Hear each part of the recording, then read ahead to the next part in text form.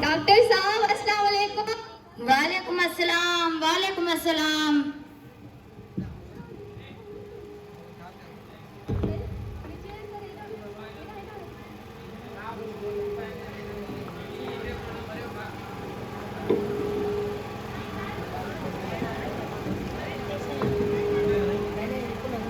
Doctor साहब अस्सलाम वालेकुम। वालेकुम अस्सलाम, वालेकुम अस्सलाम। वेयो वेयो।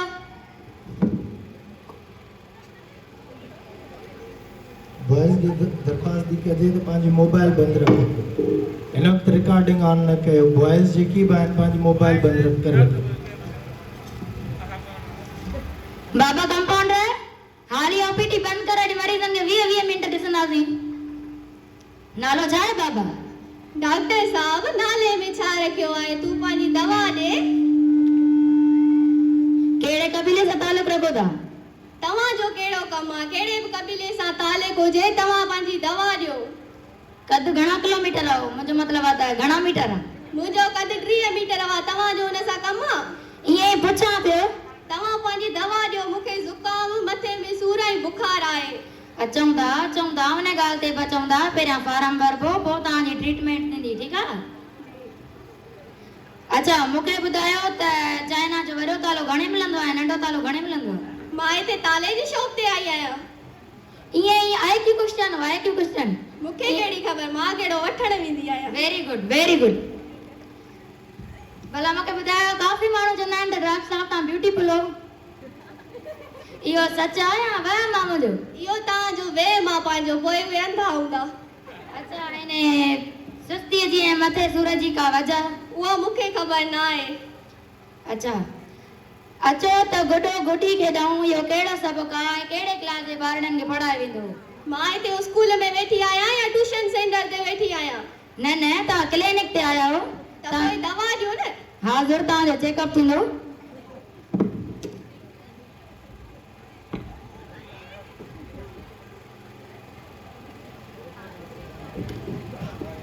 साह खणो बाबा, साह खणो। डॉक्टर तव्हां पंहिंजे सीने ते रखियो आहे। Oh my mistake. साह खणो, वॾो साह खणो। तव्हांजी त दिलि हले थी। डॉक्टर दिलि कुले ते थी हले छा?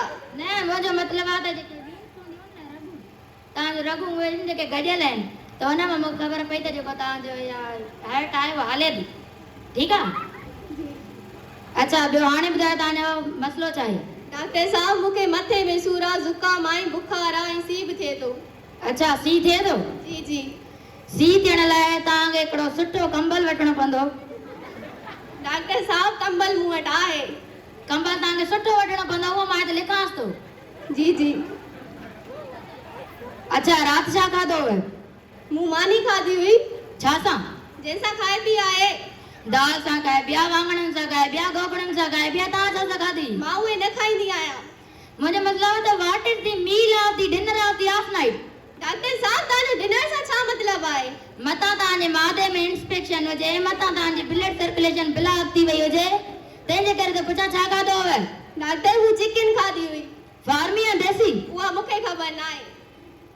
अच्छा भला खैरात वणंदी अथव? खैरात? न मूंखे खैरात न आहे वणंदी। तव्हां पंहिंजी दवा ॾियो मूंखे।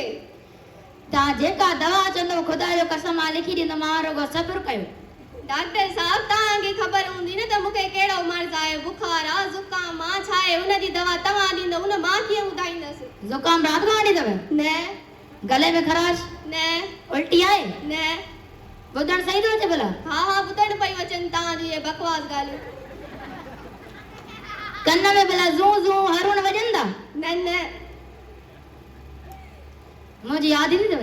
मूंखे तव्हांजी यादि छो ईंदी? मतां तव्हां चवंदा हुजो डॉक्टर साहब ॾे वञा, डॉक्टर साहब ॾे वञा, डॉक्टर साहब ॾे वञा। मां चरी थी आहियां तव्हां जहिड़े बेवकूफ़ डॉक्टर ॾे। अच्छा तव्हांजी ज़िंदगीअ जो भला मक़सदु?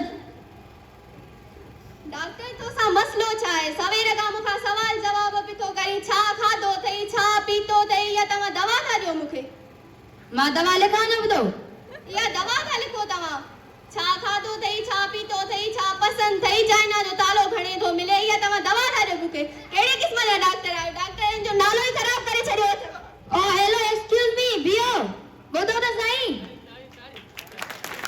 नथा ॿुधो त पंहिंजा मरीज़नि खे तकड़ा मरीज़